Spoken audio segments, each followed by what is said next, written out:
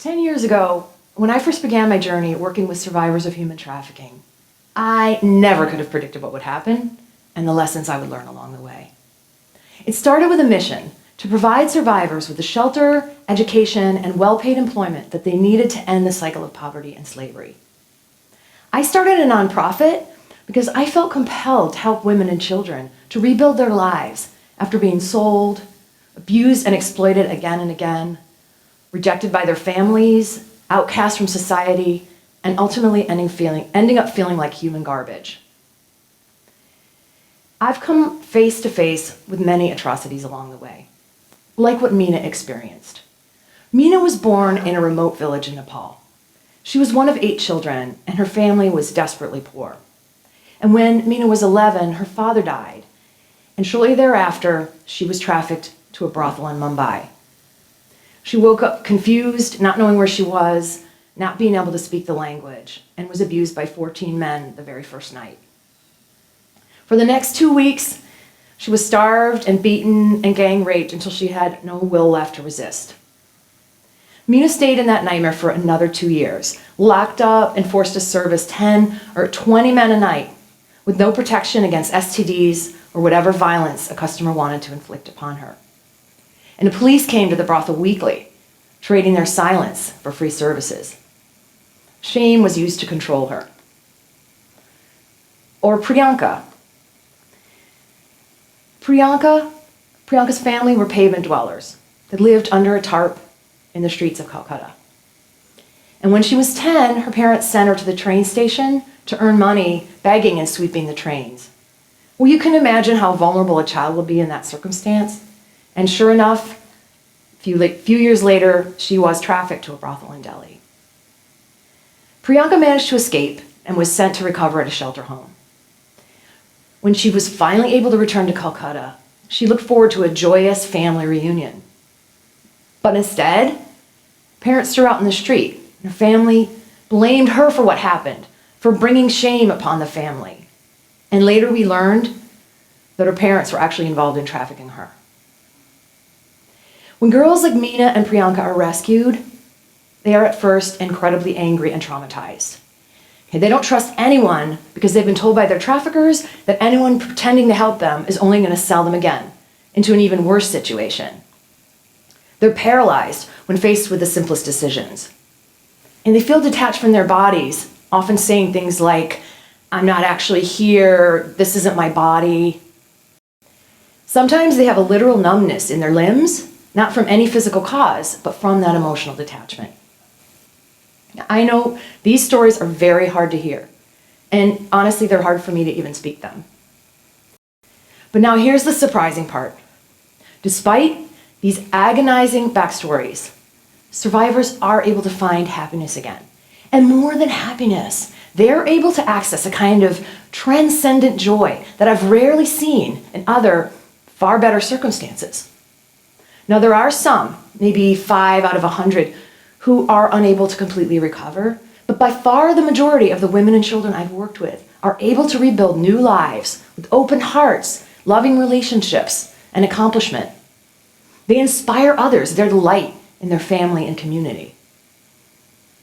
Meanwhile, in the US, anxiety and depression are at an all-time high. And experts tell us that depression is 10 times more common now than it was 50 years ago. And that's kind of perplexing because educationally, socially, economically, things are a lot better than they were. We have more opportunity than ever before, and yet we're less happy than ever before. So what can we learn from these women? How do they come from a place of such deep trauma to a place of joy? Well, there's 3 things I've observed. Okay, first, in our society, we are heavily focused on the benefits of talking things through. You could say we're a little obsessed with processing our pain, and the more public the venue, the better. People frequently suggest to me how healing it would be for our girls to retell their stories so they can be shared with the world. Okay, what if we've got that wrong? For most of the women and children I work with, it is wrong. Of course, if you've been through a trauma, there's an initial necessary phase of trauma counseling. I'm not suggesting repressing or glossing things over, But once they get through that phase, retelling their story, reliving it, only serves to re-traumatize them. And it doesn't help, and they know it.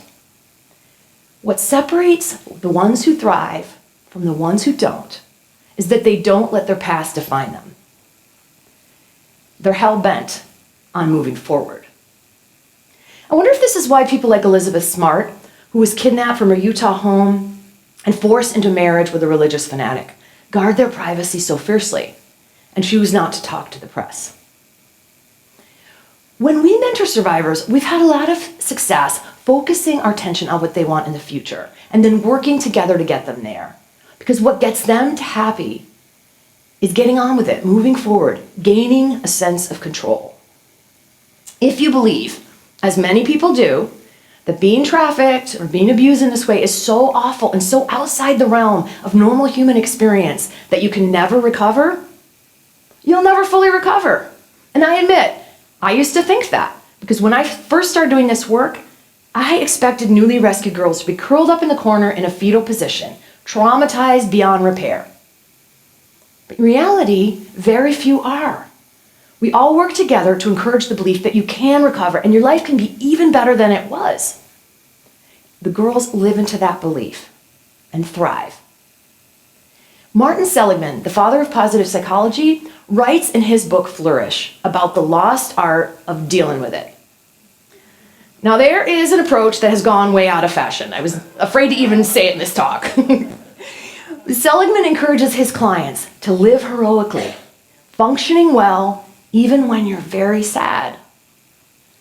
I love that phrase, live heroically. And it definitely applies to the women and children I work with. Every one of them is a hero, a walking, talking miracle. Speaking of heroes, a study at West Point found that 90% of the cadets there had heard of post-traumatic stress disorder, which is actually fairly rare, but only 10% had heard of post-traumatic growth, which is quite common. So if all you've heard about is PTSD, you only expect the symptoms of PTSD, and you're more likely to experience them or to interpret your symptoms as PTSD. Now, obviously, post-traumatic stress is a very real problem and deserving of every possible support and appropriate therapy. But it's not the only possible response to trauma. The women I work with mostly haven't heard of PTSD, but what they do see every day around them in the shelters are many examples of post-traumatic growth. People making a success of themselves despite the most agonizing backstories. Another thing I've noticed is that survivors are staying in the present moment. You cannot heal the past in the past.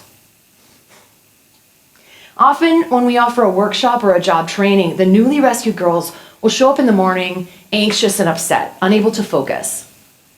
And usually it's about a relatively minor problem, like an argument with another girl, but obviously masking a deeper pain about what they've been through. Rather than getting into an in-depth discussion about it in that moment, we hear them out briefly and then refocus their attention on the task at hand. Because learning something, accomplishing something, creating something beautiful in the present moment is often better than talking about your pain. And if you need to go back to your problem at the end of the day, you can do so, I promise. And I'll be there to listen. But at least for that one day, you're going to have a sense of accomplishment and of mastery. And while you're focused on whatever you're doing, you won't be thinking those sad, angry thoughts and wearing grooves in your brain just lead you to more sad, angry feelings. Creating in the present moment is what worked for Priyanka after she escaped from a brothel only to be rejected by her family. Now, obviously, she was deeply depressed at first, but she joined our Goldsmith training program, and she learned that she has an innate artistic ability. Working with metal requires a particularly intense focus, and that kept Priyanka from dwelling on her loss all day, every day. Today, she's living independently. She has over $10,000 in her bank account. She is earning the salary of a college graduate, which is unheard of from her background and in her society. And she's recently become the co-owner of an international jewelry business. Now that's recovery. That's healing. The third and last thing I've noticed is that survivors who thrive are living in gratitude. The girl in this photo is Kumari. She used her income from one of our jobs programs to buy this chicken coop, to start an egg business. And the income from that is enough to ensure that her little sister will never be trafficked. That is a very simple dwelling. Okay, that is some chicken wire and scraps of wood. They are so grateful for it. It might as well be a palace. I think part of the reason these women are able to live in gratitude is because they don't spend time comparing themselves to others who seem to have more. All they want from every day is safety and peace, not some magical ideal life. They've already endured hell. Okay, they know it's pain and it's despair, it smells, all of it. So now their modest expectations of life have become their superpower. And when they do compare themselves, it's in a way that highlights how lucky they are. And in Calcutta, just as one example, there's plenty of suffering in plain view to remind us all to be grateful. So there's always going to be someone with more of whatever you value, right? To foster gratitude, lower your expectations. If you want to feel better yet, work to uplift others to where you are. Mina was rescued at 15, and she had to go back to the first grade. That was hard. She had a lifetime of trauma and betrayal to heal from, but she got on with it, and she lives every day in gratitude. And today, she's in college, studying to be a teacher, so she can go back to her village and open a school and prevent any more girls from having to be trafficked into India. And she says she does not have time to feel sad and angry about what happened. She has a mission to save others. Over the last 10 years, I've learned that my mission is not about rescuing or saving these girls. It's about giving them the opportunities to reach their own potential, to change the world, and then stepping back and watching them do it. I've learned from them that the key to recovering from our losses and to living joyfully is not about revisiting our pain, and it's not about striving for some magical ideal life. It's about moving forward, staying and creating in the present moment, and gratitude. There are thousands of survivors like Mina and Priyanka who have come out of hell on earth, and they're now living heroically, shining with a radiant light. And that radiance is available to every single one of us. So let's all live heroically. Let's all step into our light. Thank you.